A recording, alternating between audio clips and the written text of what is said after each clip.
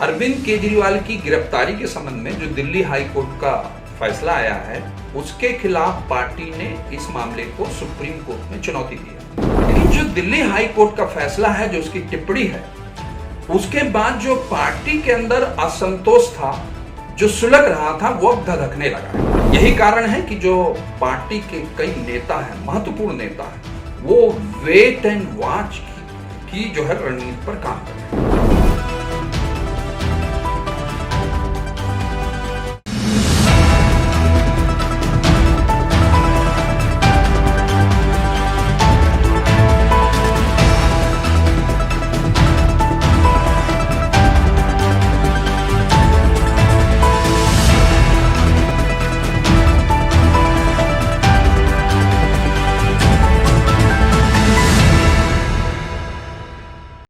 नमस्कार।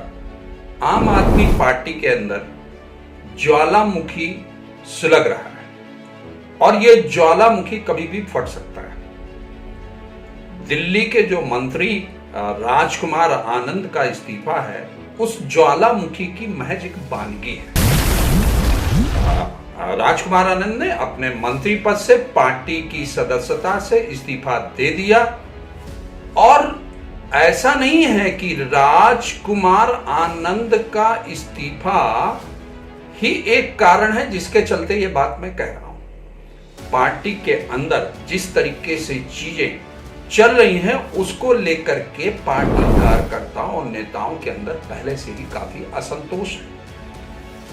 और जब राजकुमार आनंद ने इस्तीफा दिया तो आप भी ये कह सकते हैं इस बात को लेकर के कि ईडी की छापेमारी के डर की वजह से राजकुमार आनंद ने इस्तीफा दे दिया। जैसा कि आम आदमी पार्टी के नेता भी इस बात को कह रहे हैं कि इस डर की वजह से, ईडी के डर की वजह से उन्होंने इस्तीफा दे दिया।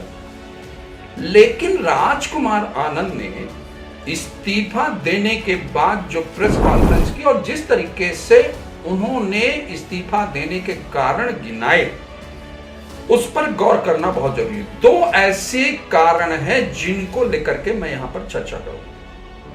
पहला, उन्होंने कहा कि जो आम आदमी पार्टी का गठन है, वो 2012 में भ्रष्टाचार के खिलाफ आंदोलन के बाद हुआ था। उसकी बुनियाद क्या थी? भ्रष्टाचार के खिलाफ उसका मूवमेंट, वो उसकी बुनियाद थी। उस बुनियाद पर आम आदमी पार्टी का महल बना और महल बनने के बाद वो पार्टी अस्तित्व में आई। लेकिन जिस कारण को लेकर के पार्टी जो है अस्तित्व में आई, वो उसी भ्रष्टाचार के दलदल में धंस गई।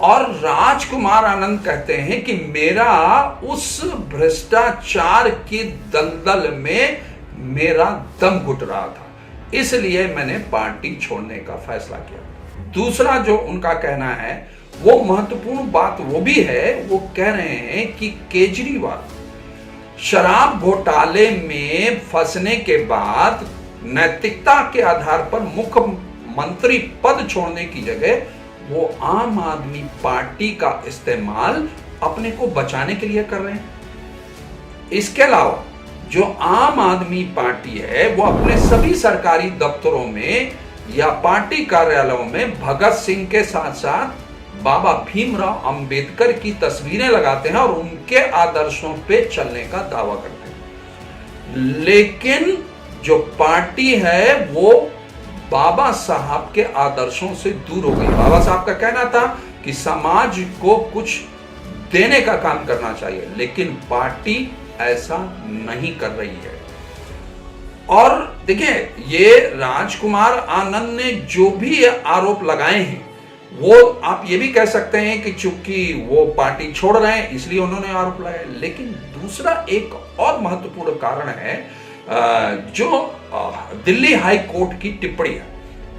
अरविंद केजरीवाल ने अपनी गिरफ्तारी और रिमांड को चैलेंज किया और दिल्ली हाई कोर्ट में इसकी जो है उन्होंने याचिका दायर की।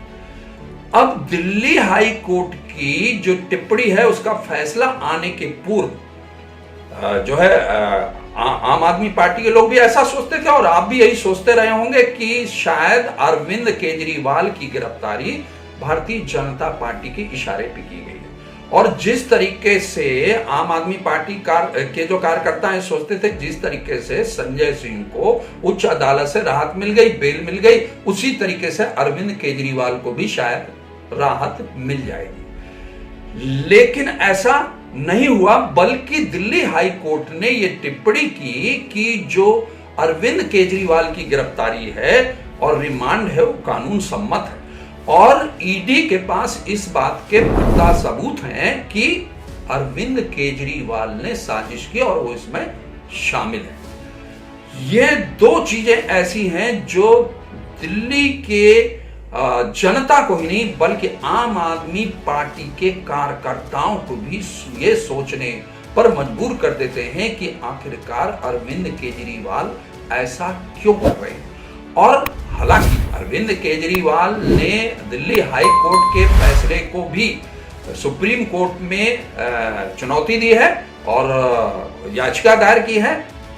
अरविंद केजरीवाल की गिरफ्तारी के संबंध में जो दिल्ली हाई कोर्ट का फैसला आया है उसके खिलाफ पार्टी ने इस मामले को सुप्रीम कोर्ट में चुनौती दी है। लेकिन पीएमएलए एक्ट के तहत इस मामले में अरविंद केजरीवाल को राहत मिलने की कमी संभावना लग रही है।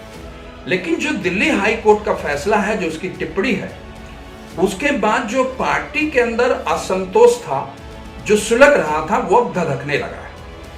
और यही कारण है कि जो पार्टी के कई नेता हैं, महत्वपूर्ण नेता हैं, वो वेट एंड वॉच की जो है रणनीति पर काम कर रहे हैं। एक चीज मैं आपको बताना चाहूंगा कि जो आम आदमी पार्टी के 10 सांसद हैं, उनमें से 8 सांसद राज्यसभा के सदस्य हैं। और जो ये 8 सदस्य हैं, उनमें ये संदीप पाठक और संजय सिंह को छोड़ दिया जाए तो जितने अन्य सांसद हैं वो कमोबेश चुप्पी ही साधे हुए हैं। ज्यादा इस मामले में कोई टिप्पणी नहीं कर रहे हैं अरविंद केजरीवाल के घोटाले के मामले में, और जो शराब घोटाला हुआ है और अरविंद केजरीवाल की जो गिरफ्तारी हुई उस मामले में ज्यादा कुछ नहीं बोल रहे हैं। और जो राज्यसभा सदस्य हैं राघव चड्ढा, वो अपनी आंखों के इलाज के सिलसिले में पहले से ब्रिटेन में जो है अपना डेरा डाले हुए हैं। अब एक बात मैं बार बार कहता रहा हूं और फिर कहूंगा कि एक पार्टी जो भ्रष्टाचार के खिलाफ जीरो टॉलरेंस की नीति अपनाती थी और पूरे देश में जिसको लेकर के उसने आंदोलन किया था और उसके बाद उस पार्टी का जन्म हुआ था, आज वो पार्टी किस तरीके से भ्रष्टाचार के दलदल में पूरी तरीके से समा चुकी है। और वो दिल्ली हाई कोर्ट का फैसला आने के बाद भी उस पर इस मामले में कोई फर्क नहीं पड़ रहा। लेकिन फर्क पार्टी जो कार्यकर्ता हैं और जो दिल्ली की जनता है उस पर पड़ने लगा है। देखिए, पार्टी कार्यकर्ताओं को ऐसा भी लगता है कि जो आम आदमी पार्टी है वो बाबा भीमराव अंबेडकर की तस्वीरों को जरूर कार्यालय में लगाती है, साथ में वो भगत सिंह की भी तस्वीरों को लगाती है, लेकिन वो बाबा भीमराव अंबेडकर के आदर्शों और मूल्यों का पालन नहीं कर रही है। दलितों की बात की जाए तो दलितों का भी ध्यान नहीं रख रही है। यही कारण है कि जो राज्यसभा के 8 सांसद हैं उनमें से एक भी दलित को सांसद नहीं बनाया गया है। तो ऐसा भी कार्यकर्ताओं का आरोप है। दूसरी बात जो है, जो पार्टी के नेता हैं या अरविंद केजरीवाल हैं, जब सत्ता में नहीं आए थे तब उनका यह कहना था कि अगर किसी नेता पर, अगर किसी पॉलिटिशियन पर, मंत्री पर भ्रष्टाचार का आरोप भी लगता है तो उसे नैतिकता के आधार पर अपने पद का त्याग कर देना चाहिए। लेकिन बड़े आश्चर्य की बात यह है कि वो जो मानक था पहले सत्ता में आने के पहले, वो सत्ता में आने के बाद बदल जाता है। और भ्रष्टाचार के आरोप में उनकी गिरफ्तारी होने के बाद, और सबसे जो महत्वपूर्ण है, हाई कोर्ट की इस टिप्पणी के बाद कि अरविंद केजरीवाल की गिरफ्तारी कानून सम्मत है और वो इस मामले में जो है उन्होंने साजिश की है, इस बात के ईडी के पास पुख्ता सबूत हैं, फिर भी वो अपने पद से इस्तीफा नहीं दे रहे हैं। यही कारण है कि जो आम आदमी पार्टी के कार्यकर्ता हैं उनके अंदर जो असंतोष पहले सुलग रहा था, अब वो कभी भी ज्वालामुखी बनकर फूट सकता है। आज के लिए बस इतना ही, फिर मिलते हैं एक